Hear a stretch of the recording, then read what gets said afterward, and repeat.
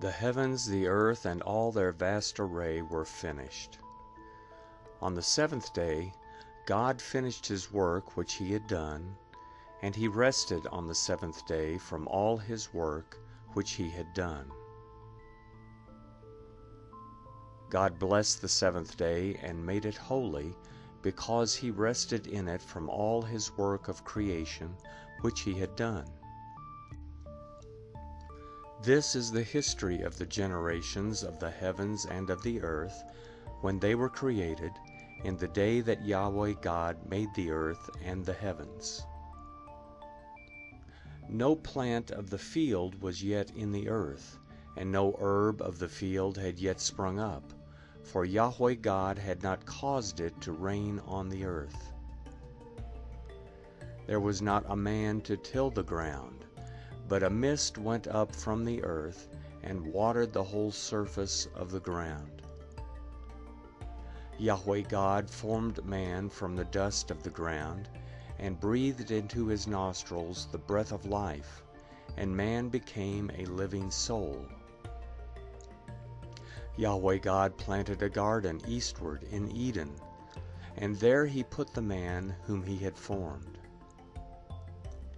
Out of the ground Yahweh God made every tree to grow that is pleasant to the sight, and good for food, including the tree of life in the middle of the garden, and the tree of the knowledge of good and evil. A river went out of Eden to water the garden, and from there it was parted and became the source of 4 rivers.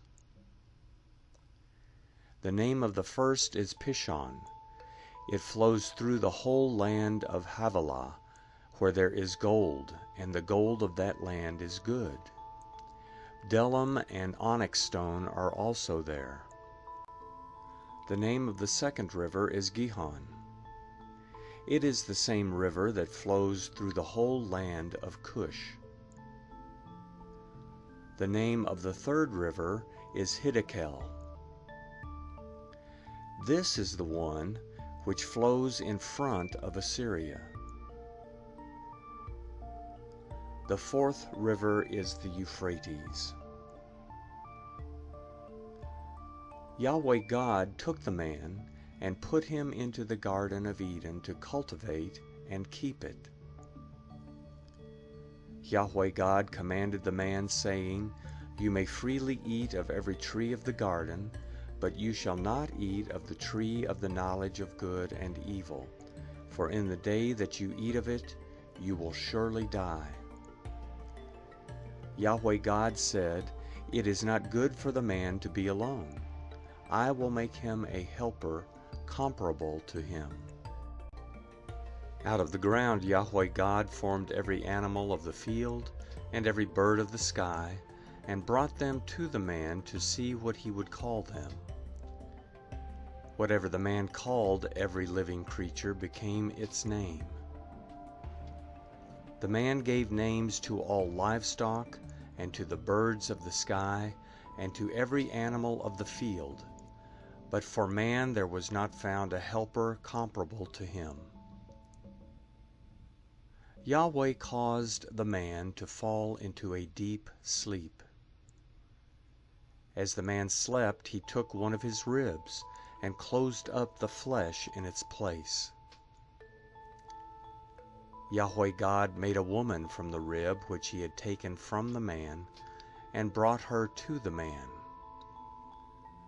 The man said, "This is now bone of my bones and flesh of my flesh. She will be called woman, because she was taken out of man. Therefore a man will leave his father and his mother, and will join with his wife, and they will be one flesh." The man and his wife were both naked, and they were not ashamed.